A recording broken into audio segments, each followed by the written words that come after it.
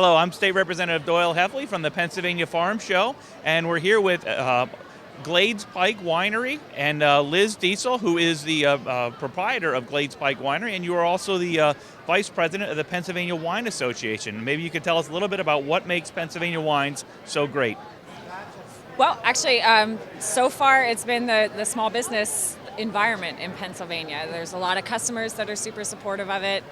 They look for local products. We buy local products in order to make the wines. We have a great association in the Pennsylvania Wine Association who work closely with representatives to see legislation come about that help us continue to grow and put our product out there. So, and there's wine at the end of the day. Yes, and I must say, recently there's been a huge takeoff in wine. We're seeing more and more wine expos across the state. I represent Carbon County, the 122nd district, and we have a lot of wine fests at the different venues in the Poconos.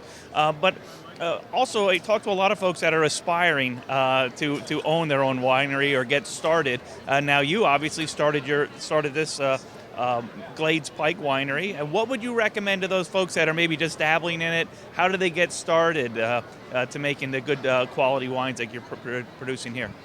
Keep trying and let as many people taste it as you possibly can. Enter the competitions, the American Wine Society, the Pittsburgh chapter I know, but all of the Pennsylvania chapters have great resources. Penn State has the state enologists and viticulturalists that are always willing to help.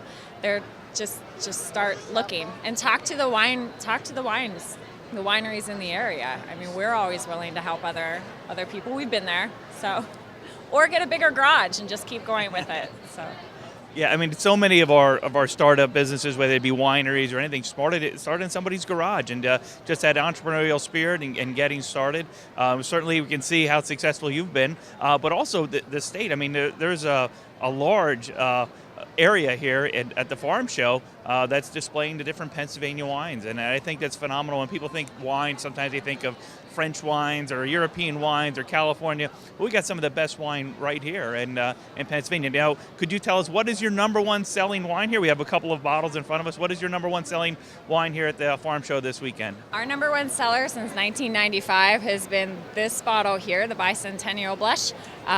It was an accident that happened during Somerset's bicentennial celebration, and it worked out pretty well for us. But there are over 200 wineries in the state of Pennsylvania right now, and it's experiencing huge growth.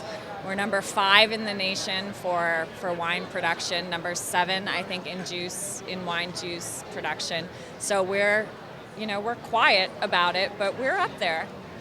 Well, that's awesome, and it is great to see these new industries and new companies starting up here in our Commonwealth, creating quality employment opportunities, generating economic activity. 1 in every 7 jobs in the state of Pennsylvania has something to do with food or food production, and this is just adding to that. So I thank you for your time today, Liz, and it just for those viewers out there that might be interested in getting in touch with your association, do you have a contact information? PennsylvaniaWine.com. Thank you very much.